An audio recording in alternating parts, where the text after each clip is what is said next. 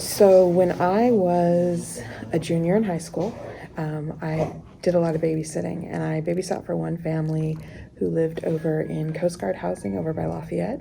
They had two little kids, like a 4-year-old and a 2-year-old. It was a two-story house, and mom worked at the hospital, so it would be late at night. So one night in the fall, it was October, I think, I was babysitting them, and the kids were asleep and the house was kind of quiet, and I had some reading to do for my English class. So I thought, you know what, instead of turning on the TV, I'm going to be a good student and I'm going to sit down in the living room and read my book. So I sat down in the living room, and I had one light on in the room, and I opened my book and I was reading along, and suddenly there was a at the window right next to where I was sitting. So I jumped up because it was very scary, and I didn't know what to do. I had the curtains drawn, the kids were upstairs asleep. All those scary movies about babysitters having, strangers come in the house flew through my brain. I went to the door, I looked through the peephole, turned on the light. I didn't see anybody in the street. I went upstairs. I went around the rest of the house and made sure all the doors were locked. I went upstairs and checked on the kids to make sure they were okay. They were fine. I kind of calmed myself back down, and I was like, well, I don't know what that was, but maybe they're gone. So I sat down, and, it was a typical like horror movie because I sat down in the same place with the same lights on, which probably wasn't the smartest choice, but I did. And I opened my book and I started reading, and I got through about the first paragraph, again, the same first paragraph, and the same noise against the window, like right next to me.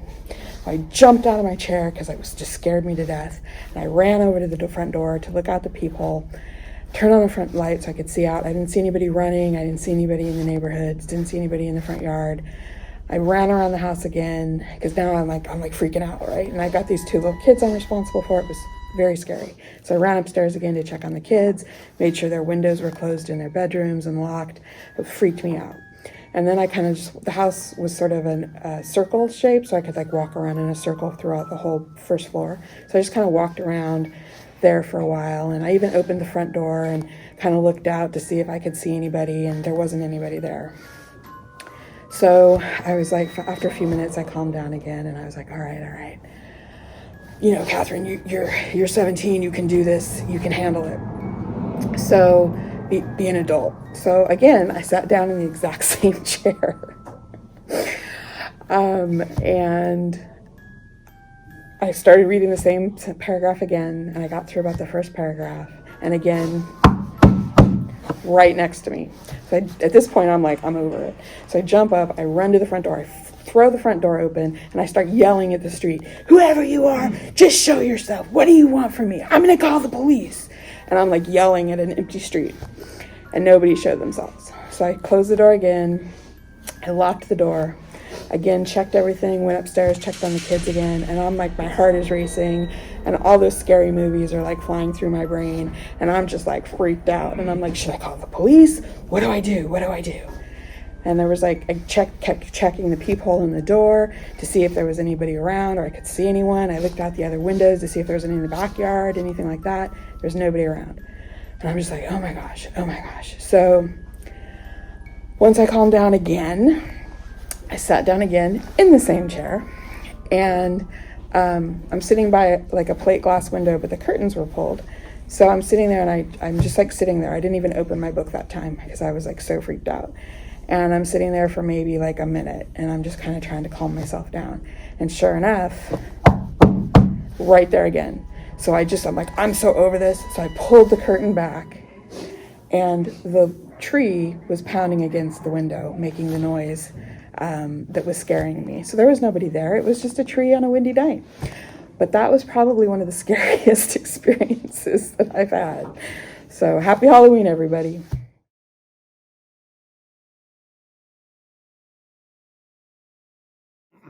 All right.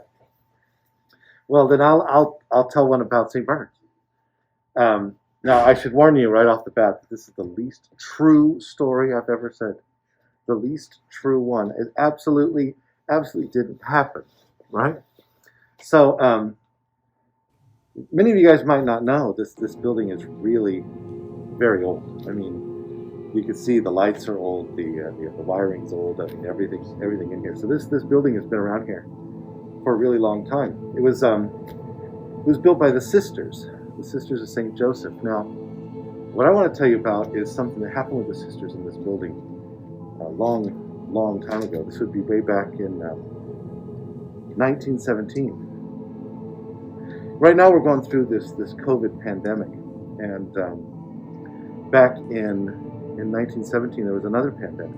It was called the Spanish flu, and it was during this time that people were dying by the millions.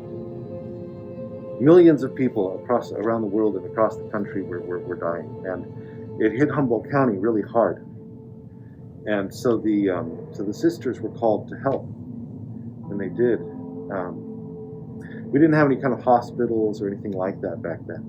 We just had just people, you know. Now, for those of you who don't know, the Spanish flu, especially, it attacked the immune system. So when people who had good immune systems, they were the ones attacked. It wasn't like the elderly. It was those who were actually healthy that were in the most danger. And so what the sisters did is they took the school and they turned it into a hospital. You know, I think you can imagine it. Just imagine your room or this room or any room filled with hospital beds. They hung sheets from the walls and the ceilings and to try and give some privacy. But you know, there were so many sick that the whole school was absolutely crammed full of these people who were dying. Amidst all of the challenge at that time, the biggest challenge was just how fast people died. I mean, people died at extreme speed, and so we couldn't bury them fast enough. And the thing we really lacked was I mean, we had no refrigeration. We had no way of keeping the bodies. So what we would do is we'd put them generally in the basement, and that's what they did here in the school. You may not be aware of this, but across from the 8th grade boys' bathroom, there's a door. There's 2 doors. One door goes to like a little room closet. It's not a big deal. But the other door, that door goes down into the bowels of the school. That's where the boiler is, the heater that keeps all the school warm. And during the flu, when they were dying so fast that they couldn't transport them and couldn't get the people to the grave sites fast enough, what they did is they took them all downstairs where it was cooler and the bodies would last longer, into the basement, right, of the school here. And so so at first that wasn't a big problem because there was only 1 or 2 or 3 dead bodies there at a time, and they would move the next ones out. But as people continued to die, and it happened faster and faster and faster, the basement started getting quite full of these people who had died from this disease. Now, I should tell you a little bit about the disease. This disease attacks the immune system, and it especially attacked the lungs. And so when people would die, they would start coughing, and blood would get everywhere. I mean, it was just, it would coat their faces, it would coat their shirts, it would coat their stuff, it would get on the bed sheets. And so what they do is they'd wrap them. They thought the blood was the dangerous thing, and they would have been right. They wrapped the sheet, and with all the blood and all the people, they would kind of wrap it all together, and that's how they would put the bodies down into the basement until they could be buried. But as it backed up, and more people died, the basement, it just started to get full. You know, so what happened eventually is that the basement, they started actually just stacking bodies on top of each other. There wasn't any other option. It's like we have to get them out of the rooms. We have to keep the infection away from the patients that we have. And so what happened is in the basement, it wasn't they were trying to be unkind or anything. It's just that there was just so many. And so they piled up, and what they did, it got to the point where the basement was actually crowded full these people who had died, all kind of sitting on top of each other, wrapped in these white sheets that were, with blood stains. And it was kind of a dark and I mean, it's not the kind of place that you'd want to go walking around in, is what I'm trying to say. It was very much the smell of death got really strong. In fact, it would get so strong that you could smell it throughout the entire school. This air, this sweet, acrid smell of death.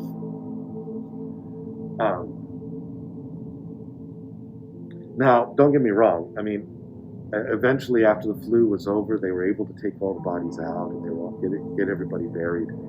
But the absolute trauma of this place, that every single room had people dying in it, and people who were frightened and scared. We even lost a few sisters, they were all, and the fact that they were all kind of piled in this inhumane mass of death. This really changed the whole school from that point forward. This is one of the reasons why this school, you may not know this school is actually on the National Registry as the most haunted place in Humboldt County because of how many people died here back then. So you might find yourself in the halls, at night, just kind of walking around and hear a locker open and close. You might walk into one of these older closets and see a pale face behind the books and just wonder what happened. I know I was walking down the hall not too terribly long ago, and the lights were out, and I was walking past the office, and there's all those pictures of all the people who've helped the school. But I can't help but tell you, they were all looking at me. Like I could see the eyes like they were moving. You might, if you don't believe me, you should ask Matt, the janitor. He's had so many experiences of souls that might have been lost, or souls that somehow find this working, cleaning a room, and the lockers are banging outside. You can ask Miss Enmark and Miss Sobel. They have video, because everything's on video in this place. So in the middle of the night, creepy things happen. You should mention it to them. It's crazy. So as you walk through your school day, most of the time we're fine because the lights are on and we're all running around having this, but there's something dark about, or not dark. It's not that they were bad people, but there's just this memory. So many people who died here, and that memory haunts the walls. So be careful when you go into the bathroom alone. If you hear something odd or something, you might want to be careful and get out of there. You never know what that might be. You be careful when you're opening up places where they've been closed for a while, because you never know what's inside. There's a lot going on in this school behind the walls. The door that goes to the basement. You may notice if you look at it that it's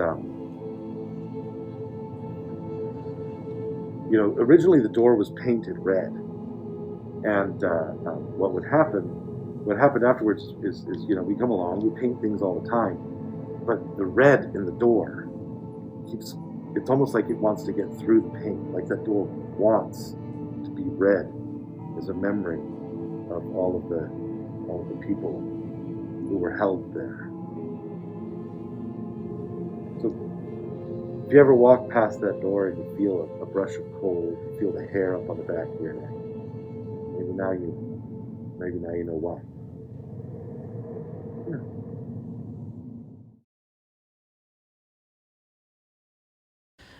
We are sitting next to a small campfire under a moonless African sky. The Milky Way throws dim shadows over the mountain range that looks like a sleeping dragon, called the Drakensberg Mountains. Across the valley, a group of villagers start a slow drumming, and the barking of distant hyenas join in the chorus. We are alone. We are teenagers, used to exploring the jungle, handling machetes as we make our way between monkey vines and through dense undergrowth. Yet tonight the air is filled with the smell of the Sangoma's burning sage, and we know it is the sign that the villagers need protection from the invisible gremlin called the Tokoloshi. The Sangoma's cries echo through the darkness, and the drumming becomes a heartbeat. Dimly we see the undulating bodies around the fire, feet stomping, hands clapping, dust turning the shadows into a red haze. We sit silently, ears straining for the sound of a truck making its way up the narrow road cut into the side of the mountain. The sound would give us hope that soon our parents would be back. Then we would laugh at our fears and dismiss everything we have heard as a midnight call to the ancestors who dance between the shadows of the mountain. We hear the scream, one that builds to a shattering crescendo, joined by another, a chorus of unbearable pain that starts to sound like a word we know. Tokoloshi, they scream, ending with a laughter that chills the air and turns our breath to a ghostly vapor. We have heard it before, the sound of the African bush baby. We grip our machetes and walk towards the safety of the cave, the place that is protected by granite walls and the warm sand of an ancient riverbed. But tonight the cave is filled with the sound of screaming, the endless terror of a beast we now believe is the Tokoloshi, the gremlin who becomes invisible when it drinks water, the gremlin who pretends to be an African bush baby, the gremlin who has forced a nation to raise all beds on bricks and blocks of stone, the gremlin who brings bad luck to the lucky and death to the unlucky. We huddle together. We know what to expect. Every child of Africa knows about the Tokoloshi. It hides under your bed. A red hot poker has gouged its eyes. Heat hot as fiery red coals is its power. It is invisible, yet you can feel it on your skin as you lie in your bed. Feel it crawling closer. The Tokoloshi's embrace is the power of your enemy. We sit in the cave, machetes ready. The screams get louder, closer, and we wait. Then suddenly the screams jolt us to our feet, and the sound of the Sangoma's cries echo in the cave. Wake up, she cries. Back to back we stand, feet apart, hands gripped around the wooden handles of the machetes. The air is filled with the sound of a million wings, of claws that scrape against stone, of screams that echo through time. We slash and stab against the Tokoloshi as it attacks, but it slips and slides through the dim light, changing and charging from the entrance of the cave. We pile rocks on top of each other and lay a pallet over the top. Finally, we have a safe space. The Tokoloshi cannot reach us, even though the screams bounce off the walls of the caves and drip from the peaks of the Drakensberg Mountains. We have listened to the words of the Sangoma and heeded her cries. Finally, the gremlin slips away. Until the next time, we know the truth. All children of Africa know the truth. Everyone knows that they must make their bed higher than the reach of the Tokoloshi. They must use bricks and stone. We hear the sound of the truck. Wild night out there, my mother says, and put those machetes away. You know they're dangerous. I don't want you to hurt yourself in the dark. She sets a candle on a ledge and puts a box of supplies on a rock. In the dim light, I see the newspaper wrapped around a bundle, and I lean closer. The headline says, African Sangoma warns of unrest during the new moon. Beware the night of the Tokoloshi. My mother sees what I am reading and shakes her head. Superstitious nonsense, she says. Then she looks closely at our hands and feet. You two need a good bath. It looks like you're splattered with mud. Now off to bed. It's been a long night. We don't tell her that the dark splatters are blood. We can still feel the claws and pointed teeth nipping through flesh. We keep quiet, but we look under our beds before we go to sleep. We know what all children from Africa know. The Tokoloshi is real, and it will be back.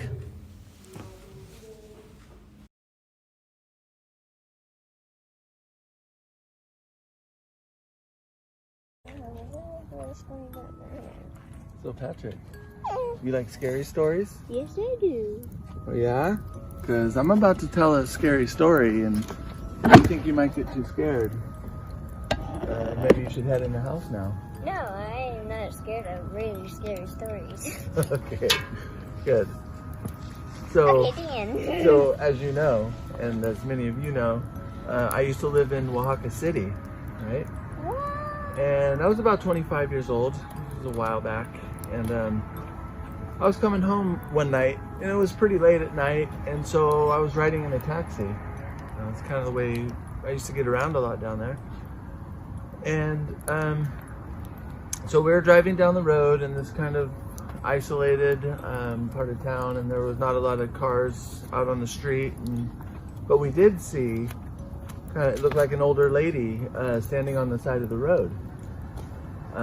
But we couldn't really see her. She's wearing a black cloak and some kind of veil, like a black veil. Feel better. Kind of a black veil. And so he pulled over. I said, yeah, that's fine. We can give her a ride. She didn't need a ride. So we pulled over, and she comes up to the taxi and she walks over, but it almost seemed like she was floating in a way. It was kind of weird, and I just couldn't get over that you couldn't see her. Like, it was just this all black image, and looked like she was floating. So she gets in the car and he says, well, where can I take you, senora? And she says, I need to go to the church. I said, okay, the cathedral, we'll go. It's a few blocks away. And well, Oaxaca is a very colonial town, right? And there's cobblestone roads and lots of old churches and ruins around town. And so we pull up to the old cathedral, and she says, hold on, I'll be right back. And she starts walking toward the door of the church. And I'm just trying, I'm looking, watching to see, because I want to see. It's very interesting and a little bit nervous. The taxi driver and I didn't really talk, but we did look at each other like this, And then I looked back to see her, and I didn't see her anymore. It's almost like she just vanished into the church. I don't know how she would have got in. It was certainly closed. We kind of made, eye contact again, and we're just like, well, okay. And we didn't really talk, but it seemed like a lot of time went by. I lost track of time, almost as if I fell asleep. All of a sudden, I don't know what made me look, but there she was. I turned around and she was in the back of the cab again. Kind of startled me, scared me a little bit, and she said, I need to go to the park, to the Llano, El Parque Llano. And he said, yeah, okay, right away, we'll go there. And so he takes us there. It's just a few blocks away, and she says, right here on the corner is fine. And so he pulls over, and I noticed right away there was a memorial set up. There was a cross in the grass and flowers, and it looked like a little memorial for somebody. And so, but this is right where the lady got out of the car, and I just kept looking at her, trying to see her, but I could not see her. Her veil was so dark, it covered her whole face, and just wanted to know who we were riding with. But she said this is where she was going to get out, and that we could just leave her there, but she said she was sorry, but she didn't have any money with her, and she was riding something. And I looked at the taxi driver, and he looked like not angry, but he looked a little bit worried about it. And I said, you know what? I can pay for the taxi ride. That's no problem. I'll pay for you. So I handed the money. She said, that's very nice. I gave the money to the taxi driver, and she handed me this note. And on the note, it was an address. And she said, if you go to that address, and she said, you go to this address tomorrow, anytime, my husband will pay you back for the taxi ride. And I said, oh, okay, that's great. That's fine. Thank you. And you know, we headed off, and it's still just the whole thing. I just looked back, and she was kneeling down in front of the memorial. And, you know, I looked ahead, and then we went another block, and I looked back, and I didn't see her again after that. And it was fine. So the taxi driver, again, we were very quiet, didn't talk. He took me home to my house, and, you know, I woke up the next morning. In this house? No, remember, in Oaxaca. Oh, yeah. Our house in Oaxaca.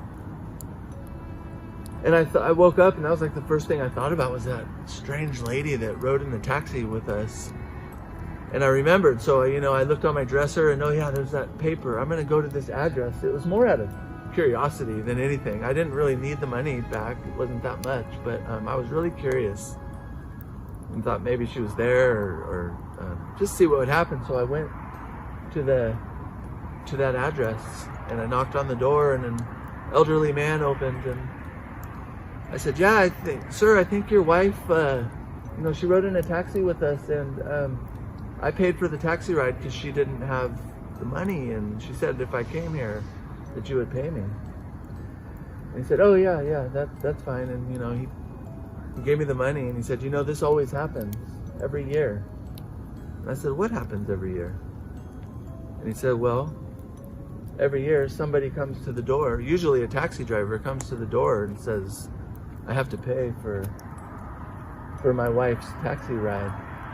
And I said, oh, that's curious, that's interesting, every year this happens. He said, yeah, the thing is, my wife died 5 years ago. Dad, what was that? Oh, don't worry about it, mijo. That's just Manila. Oh.